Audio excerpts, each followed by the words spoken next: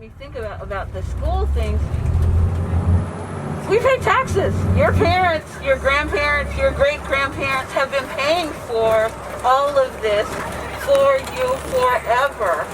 We pay taxes, so really the schools need to step up. So I just feel like since we're all like from different states and different cities, since we want everybody to be more aware about like what happened here and what happened, I know stuff probably happened where y'all are from too, like I know.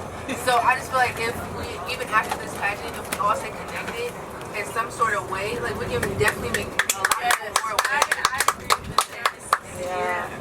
How will you stay connected? That's social media. Oh, that's right. Yeah. Okay. We got it. And Miss Sylvia's old school. So in you guys' swag bag, you have a little journal. You can journal some of the things that you found out today so that you can keep track of it and be able to remember it that way as well. So it's in your bag. You'll get your bag shortly. Yay! Yay! Woo! So, Okay, about critical race theory. I taught critical race theory at the University of Oklahoma. you did? When was this? She taught critical race theory at the University of Oklahoma. What year? That was on my, I retired in 2014. But any person that you come across that opposes critical race theory, ask them to define it. They don't know what it is. They're taking the word of the most ignorant president that has ever been. Okay. He doesn't know what critical race theory is. So ask them to define critical race theory. And then you define it. Learn what critical race theory is and you educate them what it is. That's number one. Number two is the Tulsa Race Massacre was not an anomaly. And there was the Red Summer of 1919, where at least 20 towns, cities in the United States was involved in race massacres where there were more deaths in some of those cities than in Tulsa. The difference between Tulsa, it was totally destroyed. Okay? By the good one. And the third thing I want to say is tell your story. Write your story. In any class that you're in, everything can come back to Black Lives Matter. If you're in an economics class, talk about the economic factors. If you're in a history class, Tell them where we are right now. Tell them where we are. We are on, this is the Arkansas River. this is Guys, we just turned onto Riverside Drive. So you on the right, you have the river, and on the left coming up, you'll have the gathering place, which is the new $700 million park that half the people of Tulsa paid for it and half was by donation.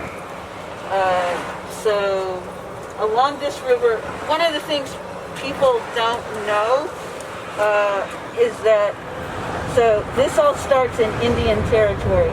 This land mainly belonged to the Muskogee Nation, the Cherokee Nation, and land farther west to the Osage Nation. But this is mainly Muskogee Nation land, and this is what I was telling you, that all this land at one point was allotment land that was in the name of Muskogee newborns and Muskogee freedmen, meaning they had slaves that they brought from Alabama, Mississippi, Florida, Tennessee, North and South Carolina, and when the Dawes Roll came into effect, was created, the nations were broken up into individual allotments. So their slaves got allotments as well. And the land that's now Tulsa was mostly the allotment of slaves. So families here owned everything. You're on a bus from Union High School. The Goodwin family that owned the Oklahoma Eagle, the famous newspaper, owned the land that is now Union High School, where Union High School is, and that's way far south. So basically, you could find people who own land as far east as the eastern border of Tulsa, as far west as the western border, all the way south. One of the barber shops that we went past, his family owned what's now the town of Jinx, Oklahoma, that area, and you could go all the way north, and sitting at the northern part of Tulsa is Crown Hill Cemetery, which is our historic black cemetery. And I have one of my dad's uncles is there, and on his big tombstone it says 1856. So, what can we say? All of it at one point. So, and so it's a huge area now of North Tulsa, but at one point, pretty much all of it. The Muskogee is a Creek tribe. Right. It's a Creek tribe. Yeah. So Make that louder so they can hear back there.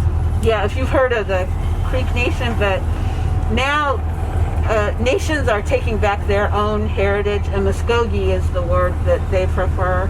Like the Choctaw Nation, that's another thing. Talk about critical race theory. The start of silencing people about critical race theory didn't start today. It started with, the Choctaw Nation is actually called the Chata. They're actually the Chata. The Navajo are actually the Dene. And in their own language, whatever their name is in their language, it means the people. Because every nation thinks that they're the first group of people. So they think that they are more important than any other nation. And they like the Eskimos are the Inuits. And that means the people. And one of the reasons I'm asking that we go down the Arkansas River is I did a documentary, and it included Tulsa Race Riot. I did it a long time ago. And when I showed that documentary, which I don't show it that often anymore, but when I showed it, people would come up to me and tell me secrets.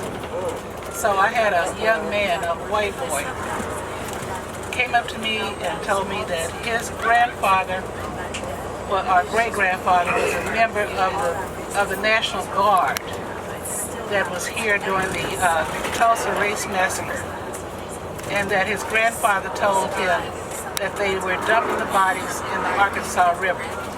The unaccounted for were dumped into the Arkansas River. That's why I wanted to drive by that river, because that was a burial ground. That is sacred ground. It is You might want to say that louder. Yeah, Make it you hear want to that. say it louder. Doc, say that a little louder. Listen up, guys.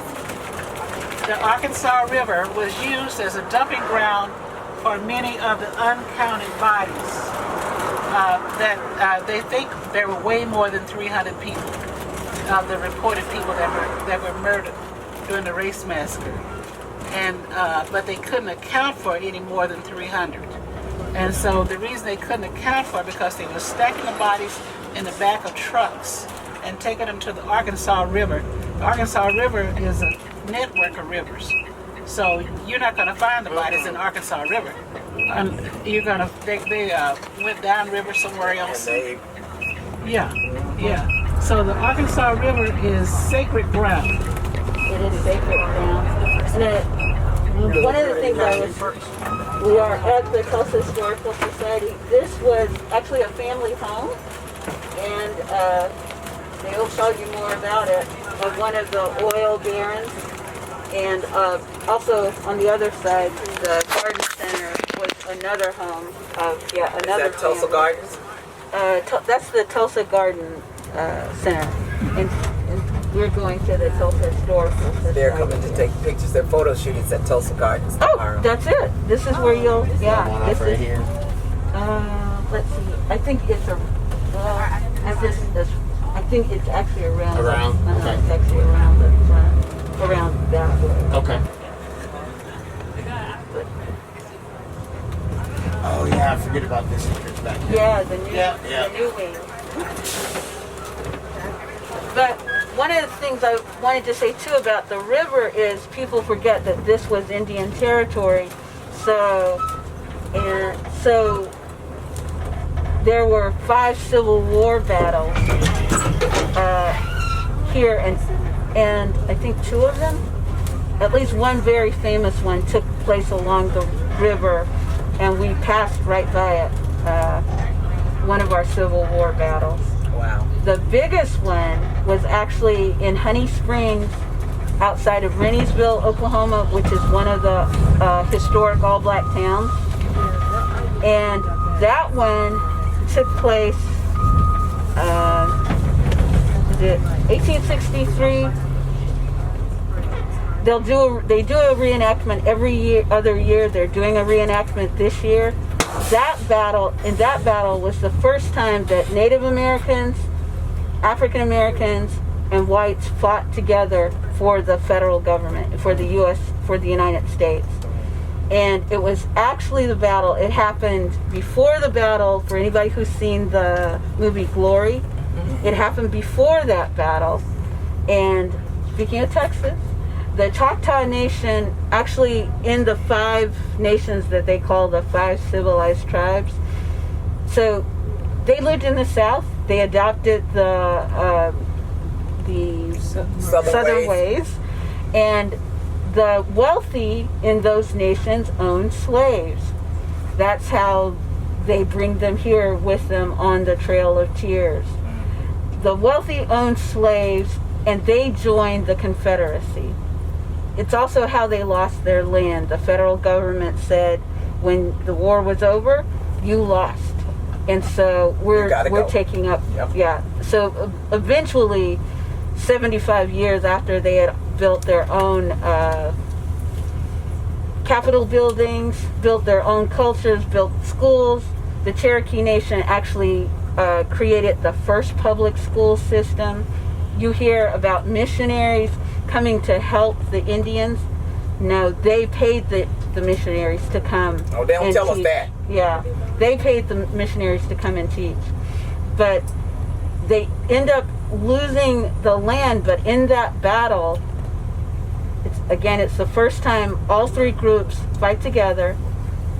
The Choctaw chief, Stan Wadey, brings his Confederate troops up the Texas Road, and they meet at a place called Honey Springs, which is right outside of Renniesville and Shakota. Carrie Underwood is from Shakota, right outside of there, and the Union wins. And that is the battle where finally the federal government says we can use blacks in the war. In the war. That's how important that battle was. And then the troops that are created out of that battle, you'll know them as the Buffalo Soldiers. Yes, sir. Just the 4th and the 14th. Exactly. Yes, sir. Okay. All right, we All are right. here at the Tulsa Historical Society.